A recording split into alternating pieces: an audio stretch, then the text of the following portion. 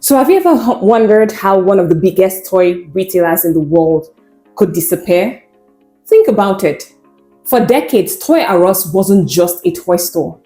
It was the toy store.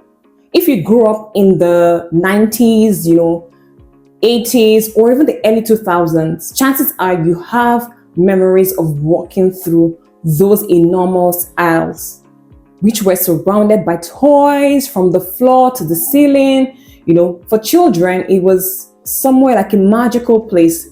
But for parents, it was often the destination for birthdays and Christmas celebrations. The company operated more than 1,600 stores around the world. It generated billions of dollars in annual revenue. Its brand was really recognized globally, right? On the surface, it looked unstoppable. Yet in 2017, it filed for bankruptcy protection. And by 2018, many of its stores were closing. How does something that big simply just disappear, right? Today, we're going to perform a financial autopsy. Not to judge, right? Not to criticize, but to really understand, because bankruptcy is rarely an overnight event. It is usually the final chapter of a much longer story. And the thing is, if we can understand how Toys R Us got there, we might be able to protect our own businesses from following the same path. Before we even examine what actually went wrong, let's remember what made Toys R Us extraordinary. This was a company that built an empire around one idea, which was specialization. While many retailers sold toys as one category among many, Toys R Us built its identity around being the destination for toys. Parents trusted it, children loved it, suppliers wanted shelf space there. The business had scale, brand recognition, customer loyalty, relationship with major toy manufacturers as well. Everything most businesses dream of, really. If someone had asked you 20 years earlier whether this company would disappear, you probably would have laughed. And that's the first lesson right there.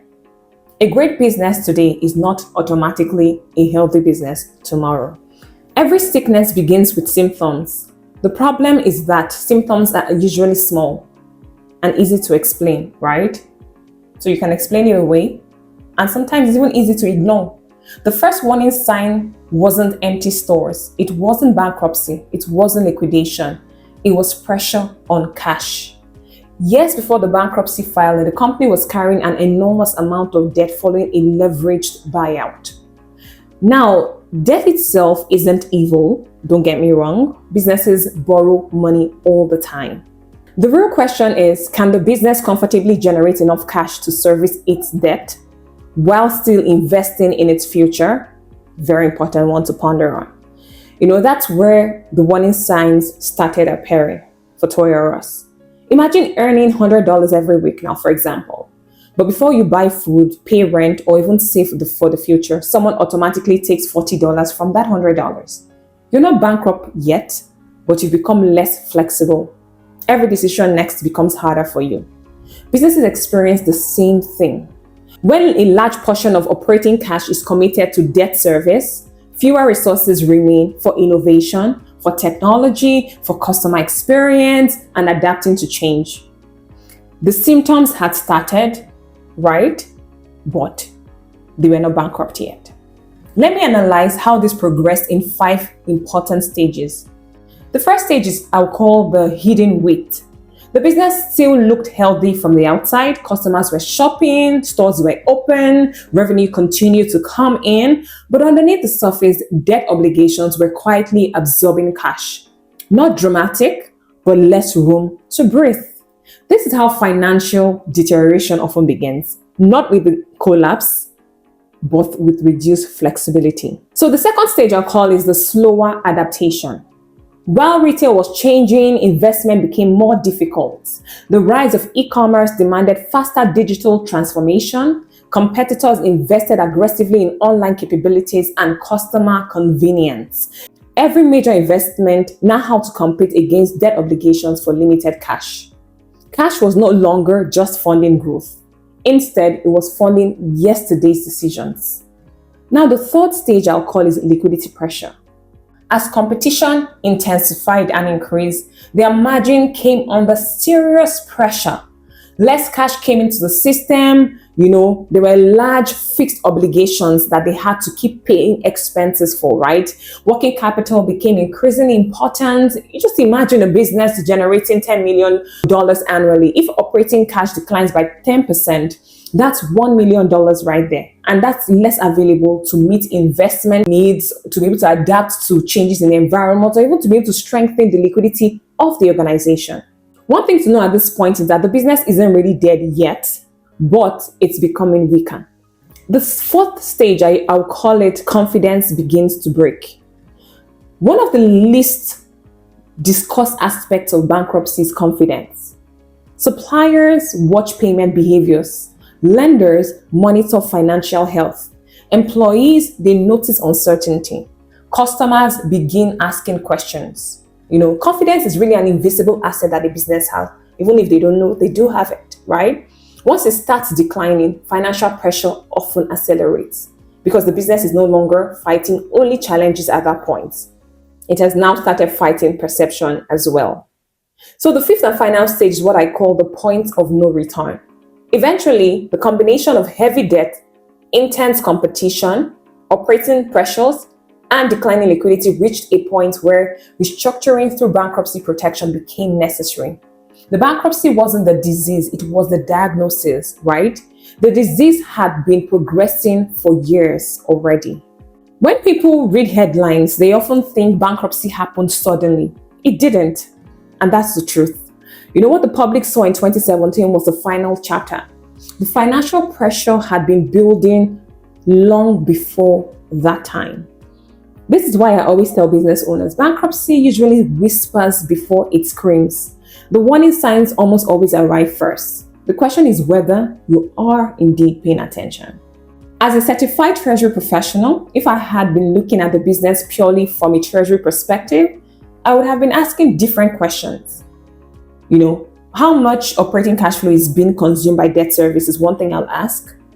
I might also ask how many months of liquidity runway do we have under different scenarios. Usually we call it base case, worst case, best case, right? How quickly are customers paying us? Very critical right there. How much flexibility do we have if sales decline? Are we investing enough in future competitiveness? This is another critical thing. I'll also ask what percentage of cash is being used to preserve the past instead of preparing for the future. Beyond managing bank accounts, treasury really is about protecting the organization's ability to make good decisions tomorrow. One of the biggest lessons I'll take from this case is not simply that debt can become dangerous. It's that every organization faces competing demands for the same dollar, or you can put your applicable currency right there, right? One dollar cannot simultaneously pay debt and at the same time modernize stores, improve digital capabilities, strengthen liquidity, and invest in customer experience. There's an opportunity cost always, right? And that's why prioritization matters. The cash flow prioritization matrix exists because resources are always limited. That's a law in economics, right? Now, the question isn't whether every initiative is valuable. The question we should be asking is which initiative deserves today's dollar? When cash becomes constrained, prioritization becomes strategy. You don't need to be a billion-dollar business to apply these lessons that I've shared here.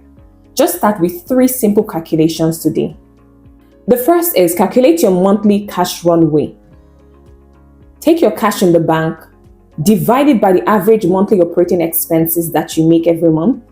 If your business has, for example, to give you more context, right, $180,000 in available cash and monthly operating expenses is like, say, $60,000, you have approximately 3 months of runway, right? So that $180,000 divided by 60 is just a simple calculation right there. Now, the second one I want you to calculate is customer collection time, which is called your DSO. We call it day sales outstanding, right? It just basically tells you how many days does it actually take customers to pay you after you have rendered a service or delivered a product to them. If that number is increasing consistently, then investigate why. This is very important. So the third question and the final one is ask one question before approving every significant expense. which is, does this protect survival of the business? Does it strengthen stability? Or does it create sustainable growth? If your answer to any of this is not what you desire, make sure you think carefully before spending.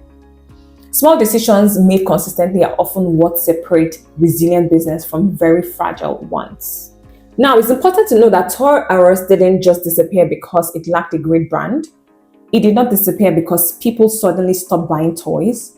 Its story reminds us that even iconic businesses can become financially vulnerable when flexibility declines and difficult trade-offs accumulate over time.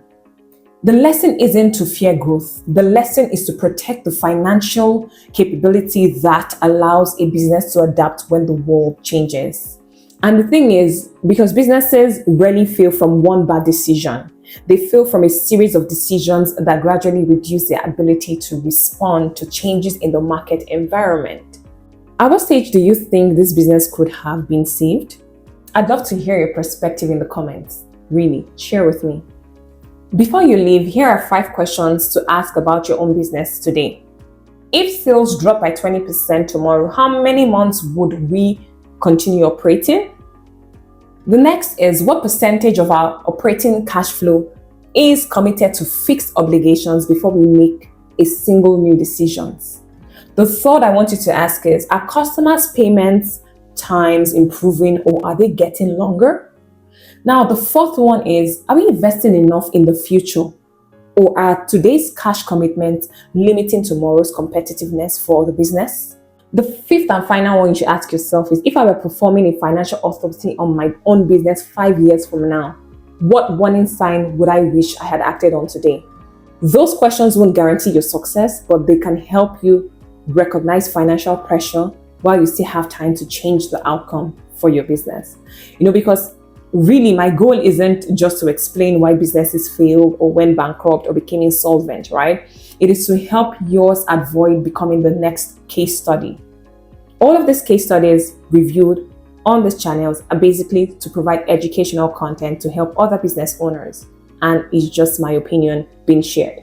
If you'd like to learn more, in the subsequent episode, I will be analyzing further companies and businesses that went bankrupt, basically doing my financial autopsy.